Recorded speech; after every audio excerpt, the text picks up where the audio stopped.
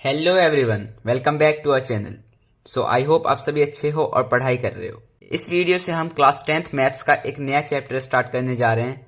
Chapter है हमारा quadratic equation. Quadratic equation क्या होते हैं, इससे पहले भी आपने पॉलिनोमियल्स चैप्टर में पढ़ा था, बट वहां पे जो हमने क्वाड्रेटिक इक्वेशन पढ़ा था वो as a type of polynomial पढ़ा था। बट यहाँ पे ये पूरा चैप्टर है तो इसे और ज्यादा डिटेल में हम पढ़ेंगे। ये इस चैप्टर का फर्स्ट वीडियो होने वाला है और ये एक इंट्रोडक्टिव वीडियो है। इसमें हम क्वाड्रेटिक इक्वेशन के बारे में एक बेसिक इंट्रोडक्शन देखेंगे, ये होता क्या है, इसका स्टैंडर्ड फॉर्म, इसके ग्राफ, इन कुछ चीजों को समझेंगे और उसके बाद आने वाले वीडियोस में इसके और टॉपिक्स को पढ़ेंगे जो हमारे बुक में गिवन है। सो ये हमारा फर्स्ट वीडियो है इस चैप्टर का। बहुत ही इजी वीडियो होगा, इंटरेस्टिंग होगा। अभी तक चैनल सब्सक्राइब नहीं किया तो आप सब्सक्राइब कर लो चैनल को। अब हम स्टार्ट करते हैं अपना वीडियो। सबसे पहले क्वाड्रेटिक इक्वेशन होते क्या हैं। आई होप क्वाड्रेटिक इक्वेशन क्या होते हैं ये आपको पता होगा, अगर नहीं भी पता तो कोई बात नहीं, अभी हम सब पढ़ेंगे। देखो, an algebraic equation of second degree is called quadratic equation. बिल्कुल बेसिक चीज है, एक ऐसा एल्जेब्रिक इक्वेशन जिसका हाईएस्ट डिग्री 2 हो। सेकेंड डिग्री का मतलब है जिसका हाईएस्ट डिग्री 2 हो, उसे हम कहते हैं क्वाड्रेटिक इक्वेशन। मतलब इक्वेशन आपको पता है क्या होता है, जिसमें हम किसी चीज को इक्वेट कर रहे होते हैं, मतलब इक्वल का साइन लगा होता है, और उस इक्वेशन में अगर वेरिएबल का हाईएस्ट डिग्री जो है वो 2 है तो उसे हम कहेंगे क्वाड्रेटिक इक्वेशन।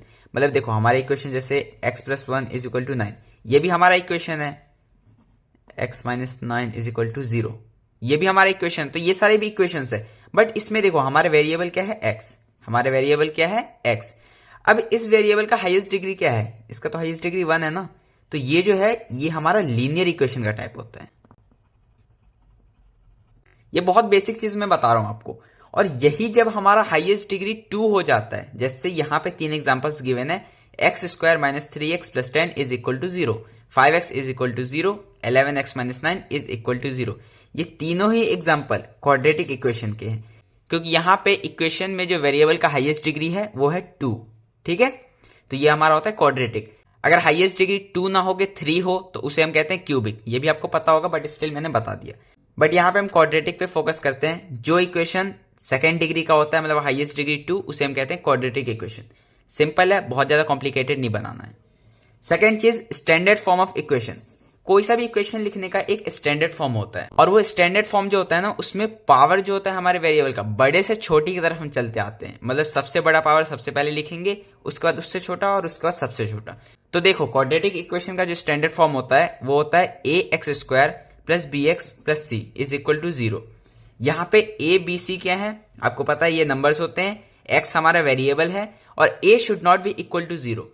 हमारे क्वाड्रेटिक इक्वेशन में a, जो कि x² का कोफिशिएंट होता है, वो 0 नहीं होना चाहिए। वो पॉजिटिव हो सकता है, वो चाहो तो आप नेगेटिव हो सकता है, ऐसा भी इक्वेशन हो सकता है। ठीक है, ये नेगेटिव भी हो सकता है, बट a जो है x² का कोफिशिएंट, ये कभी भी 0 नहीं हो सकता, क्योंकि अगर a 0 हो जाएगा तो वो x² के साथ मल्टीप्लाई होकर ये पूरा टर्म 0 हो जाएगा, और जैसे ही ये टर्म 0 हो जाता है फिर तो हमारा इतना ही बचेगा ना, और ये तो फिर लीनियर हो जाएगा, क्योंकि यहाँ पे हाईएस्ट डिग्री 1 है वेरिएबल का। देखो, आपको एग्जाम्पल से समझाता हूँ। जैसे एक एग्जाम्पल यहाँ पे था 21x² + 7x + 3 is equal to 0। मान लो ये हमारा एक इक्वेशन है, ये क्वाड्रेटिक है। ठीक है, मान लो a जो है ये हमारा नेगेटिव भी है। चलो ये इक्वेशन हम लेते हैं, ये भी हमारा क्वाड्रेटिक है, क्योंकि इसमें a जो है वो 0 नहीं है, हमारे वेरिएबल का हाईएस्ट डिग्री 2 भी है, तो सारी चीजें सेटिस्फाई हो रही हैं। अब एक इक्वेशन देखो, 0x² + 7x - 9 is equal to 0। अब अगर a को मैंने 0 कर दिया तो ये अल्टीमेटली ये पूरा टर्म 0 हो जाएगा, क्योंकि ये इससे मल्टीप्लाई हो रहा है। तो अब ये इक्वेशन क्या रह जाएगा, और जैसे ही इतना इक्वेशन बचता है ये तो लीनियर इक्वेशन हो जाएगा ना, क्वाड्रेटिक तो ये रहेगा ही नहीं। इसलिए कहा गया है कि a can't be 0 if it is a quadratic equation. So I hope quadratic equation क्या होता है, जिसका हाईएस्ट डिग्री 2 हो। इसका स्टैंडर्ड फॉर्म क्या होता है, ax² + bx + c, where a b c are real numbers, x is variable and a can't be 0। इतनी चीजें आपको समझ में आ गई। अब एक चीज और है, ग्राफ ऑफ क्वाड्रेटिक इक्वेशन। एक क्वाड्रेटिक इक्वेशन का ग्राफ कैसा होता है तो मैं आपको बता देता हूं। Graph of quadratic equation is always parabolic. हमारे क्वाड्रेटिक इक्वेशन का जो ग्राफ होता है वो होता है पैराबोलिक। पैराबोलिक कैसा होता है, यू शेप का। ठीक है, या तो ये इस तरह हो सकता है, नहीं तो इस तरह हो सकता है। ये सीधा यू भी हो सकता है और ये उल्टा यू भी हो सकता है, कैसा भी होगा, बट इस शेप को जो कहते हैं ना, ये कर्व शेप जो आपको दिख रहा है, इसे हम कहते हैं पैराबोला शेप। तो हमारा जो क्वाड्रेटिक इक्वेशन का ग्राफ होगा वो हमेशा होगा पैराबोलिक। इसे आपको याद रखना है। अब देखो, इस वीडियो में बेसिक जितने हमें चीजें पढ़नी थी हमने पढ़ लिया है। इस टॉपिक के रिलेटेड कुछ क्वेश्चंस भी देख लेते हैं जो इस टॉपिक से आ सकते हैं। देखो, दो टाइप के मेनली क्वेश्चंस आते हैं। फर्स्ट तो ये कि आपको इक्वेशन गिवन होगा और आपको बताना है कि वो क्वाड्रेटिक है या नहीं है। ये देखो, यहाँ पे 4 इक्वेशन मैंने एग्जांपल के लिए लिए हैं। आपको इसमें बताना होता है कि whether these equations are quadratic equation और नॉट। अब यहाँ पे आपको बस देख के नहीं बता देना है कि ये क्वाड्रेटिक है या नहीं है। जैसे देखो, फर्स्ट में आपको दिख रहा है कि यहाँ पे स्क्वायर है, तो आप ये मत बोल देना कि हाँ ये क्वाड्रेटिक है। इसे आप पूरा सॉल्व करो और तब ये अगर क्वाड्रेटिक लगे तब बोलो आप, ठीक है। अब जैसे फोर्थ क्वेश्चन देखो, इसमें देखो ये x का पावर जो है क्यूब है, 3 है। तो आपको देख के लग सकता है कि ये क्वाड्रेटिक नहीं है, ये तो क्यूबिक है। बट नहीं, आप सॉल्व करो और फिर बताओ कि ये क्वाड्रेटिक है या नहीं है, ठीक है। तो एक तो ये क्वेश्चंस आते हैं, इसे अभी हम सॉल्व करेंगे। सेकंड टाइप का क्वेश्चन आता है जिसमें आपको एक सिचुएशन गिवन होता है और उस सिचुएशन का आपको एक क्वाड्रेटिक इक्वेशन फॉर्म करना होता है। तो वो भी हम देखेंगे। पहले हम इन क्वेश्चंस को देखते हैं। सबसे पहले देखो फर्स्ट क्वेश्चन, ये मैं आपके सामने सॉल्व करता हूं। x+1 का होल स्क्वायर इक्वल टू 2। अब एक चीज, इन क्वेश्चंस को सॉल्व करने के लिए आपको आइडेंटिटीज याद होनी चाहिए, चाहे वो स्क्वायर का हो या फिर क्यूब का हो। वो अपनी क्लास 9 में पढ़ा था, तो आई होप आपको याद भी होगा। और अगर नहीं याद है, आप भूल गए हो, तो कोई बात नहीं, आपके स्क्रीन पे सारे आइडेंटिटीज दिख रहे होंगे। आप इसे नोट्स में इंक्लूड कर लेना और फिर उसके बाद याद भी कर लेना, ठीक है। अब देखो फर्स्ट क्वेश्चन, x-1 का whole square is equal to 2 bracket में x-3। साथ में सॉल्व करते हैं। अब देखो, LHS में x+1 का होल स्क्वायर मतलब a प्लस b का होल स्क्वायर, ये आइडेंटिटी आपको दिख रहा है, तो इसे यूज करेंगे। यहाँ पे x क्या है a और 1 क्या है b, तो इसका फॉर्मूला क्या होता है a square plus b square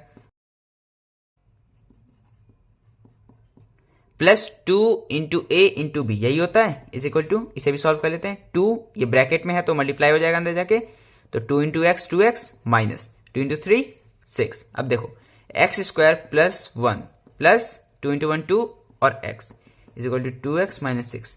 अब देखो यहाँ पे भी प्लस 2x है, यहाँ पे भी प्लस 2x है, तो इसे आप कैंसिल कर सकते हो। अगर सेम साइन हो तो आप कैंसिल कर सकते हो। अगर आपको ये नहीं समझ में आया मैंने क्या किया, तो आप इस 2x को इस तरफ ले जाओ और फिर सॉल्व करना, ये अपने आप कैंसिल हो जाएंगे, ठीक है। अब देखो 2x कैंसिल हो गया था। अब उसके बाद हमारे पास इक्वेशन क्या बच गया, एक्स स्क्वायर प्लस 1 प्लस 6।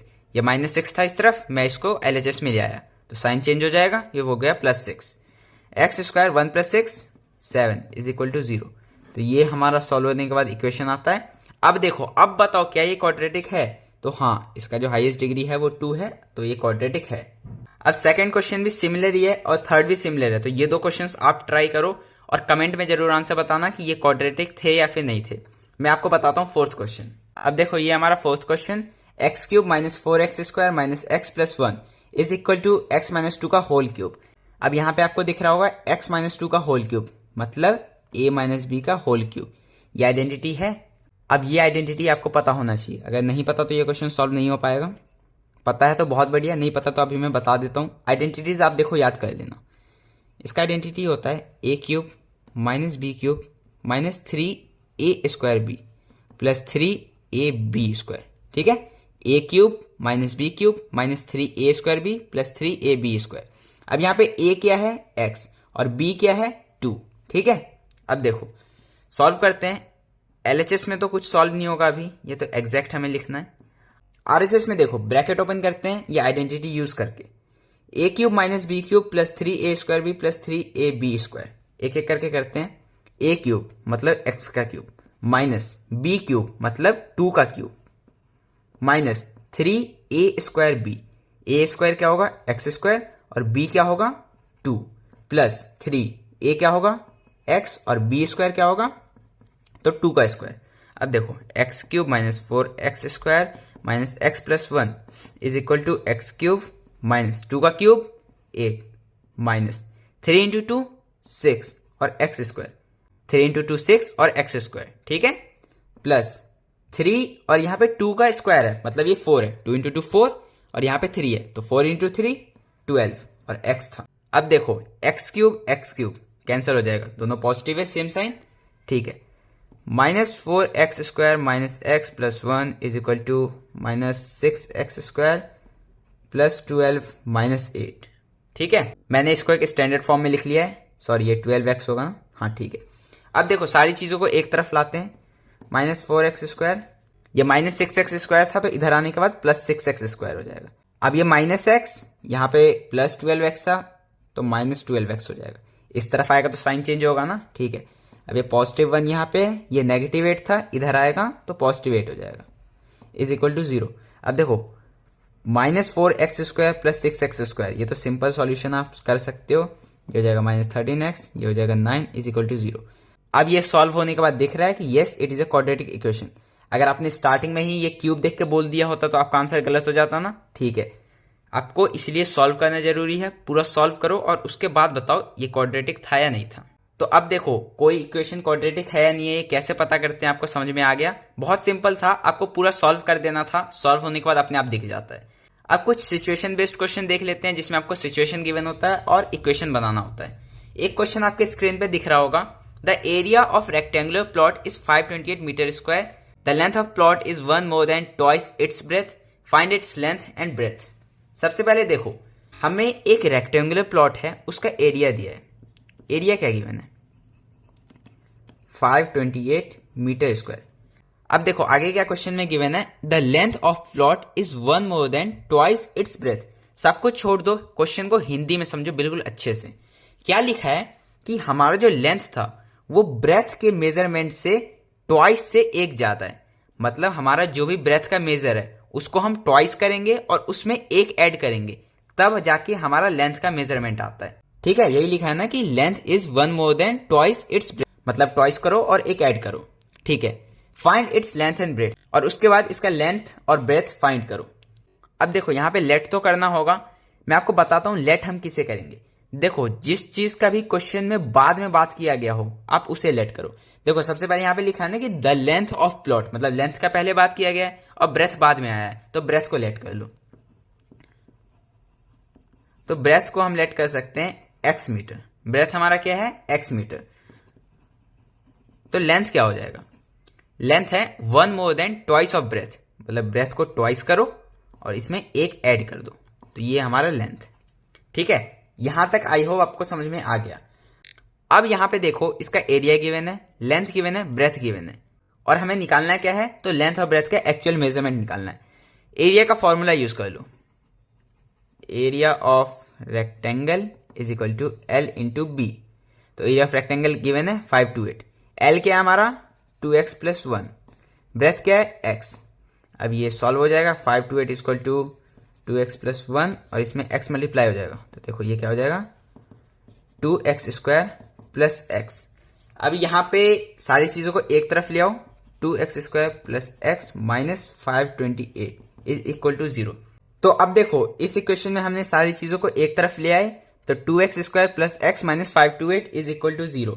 अब यहां पे आप x का वैल्यू निकाल लोगे तो वो हमारा ब्रेथ आ जाएगा, और फिर यहां पे पुट कर दोगे तो लेंथ आ जाएगा। तो इस तरीके से आप लेंथ और ब्रेथ फाइंड कर सकते हो। x का वैल्यू कैसे आएगा, तो फैक्टराइज करके, मतलब स्प्लिटिंग मिडिल टर्म, वो आपने पॉलिनोमियल चैप्टर में पढ़ा है। ये आपके लिए होमवर्क है, आप फैक्टराइज करो और x का वैल्यू कमेंट में बताओ। मैं आपको एक हिंट दे देता हूं, 528 को आप 33 और 32 इन दो नंबर्स में स्प्लिट करो। ये आपके लिए हिंट है, आगे आप सॉल्व करो। अब देखो एक क्वेश्चन और सॉल्व करते हैं। Rohan's mother is 26 year older than him, the product of their ages 3 years from now will be 360, find the present age. ये एज के क्वेश्चंस काफी आते हैं और इसमें बच्चों को डाउट भी होता है, तो मैं यहाँ पे क्लियर कर देता हूं अच्छे से। सबसे पहले क्वेश्चन समझो, क्वेश्चन में क्या गिवन है कि Rohan's mother is 26 year older than him. Rohan की मम्मी रोहन से 26 साल बड़ी है, मतलब रोहन का जो एज है उससे 26 ईयर बड़ी है उसकी मम्मी। आज से 3 साल बाद, मतलब अभी रोहन और उसकी मम्मी का जो भी एज है, आज से 3 साल बाद उनके एज का जो मल्टीप्लीकेशन है वो है 360। तो प्रेजेंट टाइम में उनकी एज क्या है, ये क्वेश्चन हमारा पूछ रहा है। अब देखो इसे कैसे करेंगे। सबसे पहले मैंने क्या कहा था, जिसका बात पहले किया गया हो उसको हमें लेट नहीं करना है, जिसका बात बाद में किया गया हो उसे लेट करना है। तो Rohan's mother is 26 year older than him, तो रोहन की मदर का पहले बात किया गया है, तो उनके मदर का एज हम लेट नहीं करेंगे, हम लेट करेंगे रोहन के एज का। तो let Rohan's age be x years। तो रोहन्स मदर का एज क्या हो जाएगा, ये गिवन भी है कि रोहन से 26 ईयर ओल्डर, मतलब रोहन का जो भी एज है उसमें 26 ईयर वो बड़ी है। अब देखो क्वेश्चन का नेक्स्ट पार्ट है, आज से 3 साल बाद उनके एज का जो मल्टीप्लीकेशन है वो है 360। तो पहले 3 साल बड़ा कर देते हैं दोनों को, 3 इयर्स लेटर, 3 साल बाद। अब देखो 3 साल बाद रोहन कितने का हो जाएगा, पहले एक्स का था, 3 साल बाद तो एक्स प्लस 3 ईयर्स, सिंपल है। रोहन्स मदर देखो, रोहन्स मदर अभी कितनी की थी, तो एक्स प्लस 26, और अभी से 3 साल बाद की बात की गई है तो 3 ऐड कर दो, एक्स प्लस 29 ईयर्स, सिंपल है।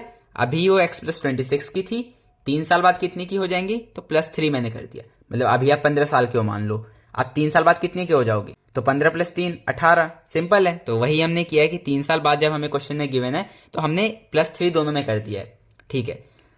अब मेन पार्ट आता है क्वेश्चन का कि यहां से एक चीज गिवन है कि 3 साल बाद इनके एजेस का प्रोडक्ट, एक्स प्लस 3 जो कि रोहन का एज है और एक्स प्लस 29 जो कि उसके मदर का एज है, इनका प्रोडक्ट 360 है।